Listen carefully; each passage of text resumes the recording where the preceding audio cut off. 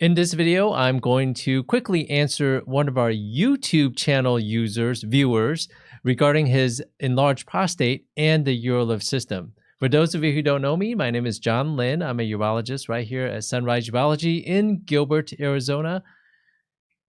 We have a little bit of a presence on YouTube, and we put out a lot of videos of our patients who had certain procedures, and they share their experiences. One of our videos attracted the attention of a gentleman who left this question regarding his urinary symptoms. This question came from Nick Panhead. He asks, Dr. Lin, I watch all of your patient interviews after the UroLift procedure. I'm looking into having this done, but he was not sure of the size of his prostate, and he was told that it was large. What's the size of the prostate that is considered too big for the UroLift system? And would the next best thing be TURP, or transurethral resection of the prostate, if the UroLift system is not an option for him? He wanted me to let him know what I think, and he is 55 years old, and he says thank you. Well, Nick, if you ask any physician, any sane physician, to evaluate your situation like you described, it will be nearly impossible, because there are certain things that we have to do to evaluate whether or not you are a candidate for the UroLift system. So first of all, you said if you wondered if your prostate is too large. Well, how big is too big? We need to know the exact number one, and number two, the volume or the size of your prostate is not the whole story. All right, so let me explain a little bit.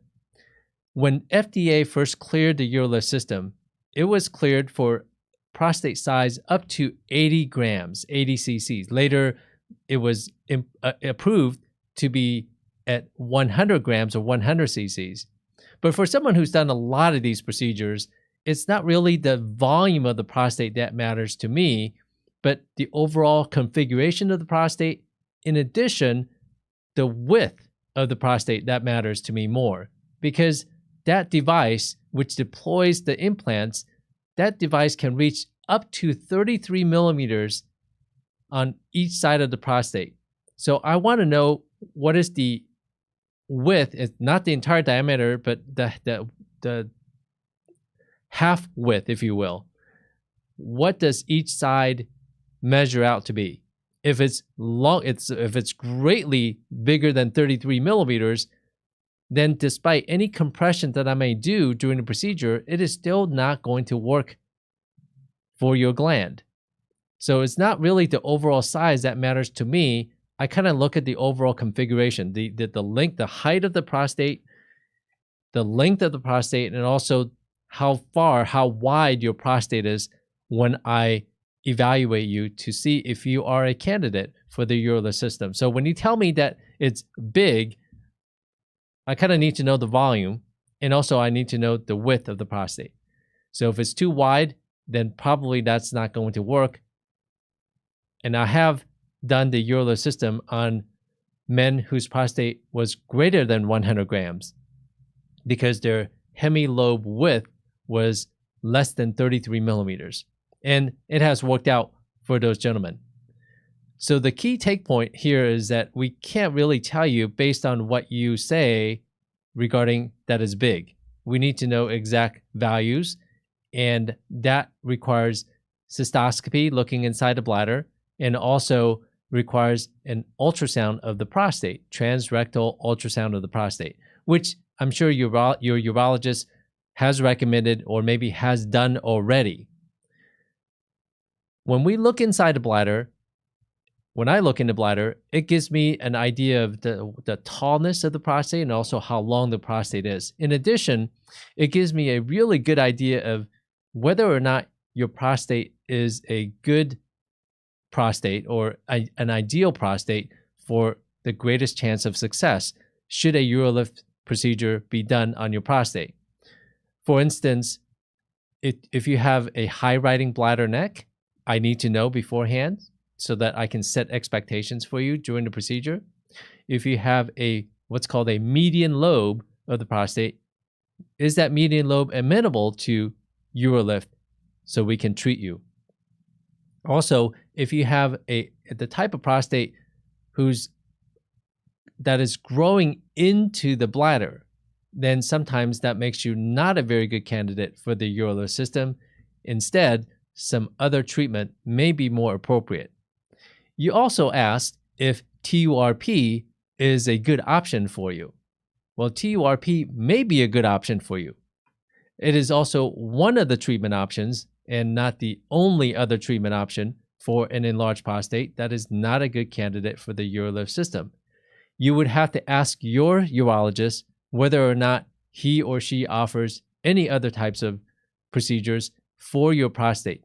Certain prostates, certain configurations, certain sizes of the prostate may be amenable to other treatment options, so you are not stuck on just one treatment, such as UroLift or TURP. You would definitely have to ask your urologist for the best recommendation.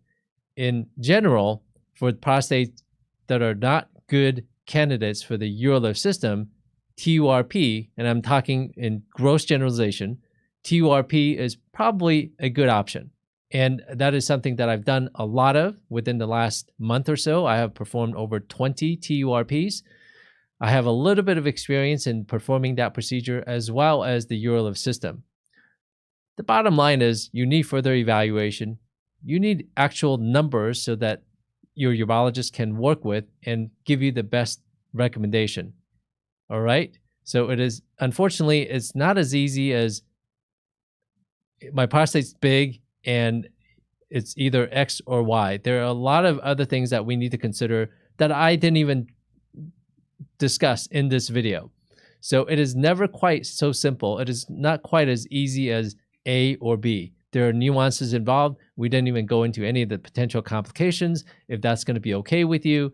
In addition, certain payers, certain insurances may require that you fit some ridiculous criteria to be eligible, so that they would pay for the UroLift system. So those are just some of the things that I have to go through and I have to think about. And also, I don't know anything about your medical history. I don't know what your prostate feels like on examination. So there's a lot that needs to be considered before someone says, yes, let's go for a TURP, let's go for a UroLift. So ask your urologist is probably the best option. And the final recommendation that I have for you is find a urologist that may be a center of excellence that's been recognized by the NeoTract company, the makers of the UroLift system.